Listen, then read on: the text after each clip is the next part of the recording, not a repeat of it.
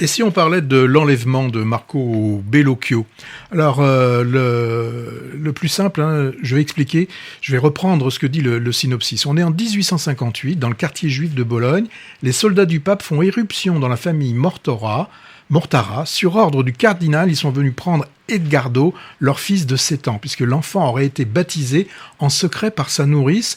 Et la loi pontificale est indiscutable, il doit recevoir une éducation catholique. Donc les parents d'Edgardo, bouleversés, vont tout faire pour récupérer leur fils. Voilà le pitch de ce film, et qui est un film donc réalisé par notre ami Bellocchio. Alors ce que l'on voit dans ce film, c'est comment une religion, hein, des personnes qui simplement, d'après un dogme, simplement le simple fait d'avoir été baptisé, ce qui lui permet de garantir son salut dans l'au-delà, au cas où il perdrait la vie, bien simplement avec ce baptême, on en fait la propriété de l'Église. Peu importe son âge, qui ne puisse ni résister et encore moins se rebeller. Donc toute sa vie, il va être élevé hors de sa famille, hors de l'éducation naturelle de ses parents, et donc forcément que ce sera une vie brisée. Alors tout ça n'est pas que politique. Hein, il y a aussi cette façon de nous montrer, hein, comment Bellocchio nous montre un pouvoir qui est en déclin. Et donc, quand on est en déclin, eh ben, on a souvent tendance à faire des derniers actes qui sont un peu comment on appelle ça, son chant de cygne, enfin chant du cygne un petit peu avec ce pape.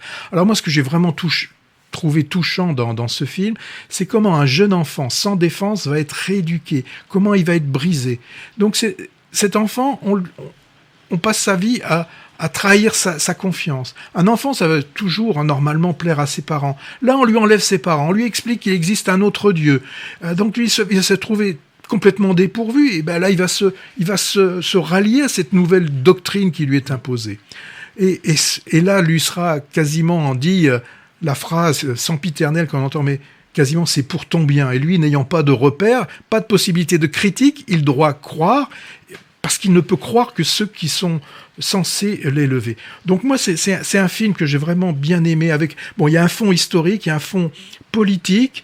Bellocchio, bien évidemment, c'est l'Église qu'il est en train de critiquer, mais grosso modo, ce sont toutes les religions qu'il est en train de critiquer, et c'est tout ce que l'on peut faire sous prétexte, sous de mauvais prétextes, ce que l'on peut faire avec un enfant. Donc, réalisateur de La Marche triomphale, des poings dans les poches.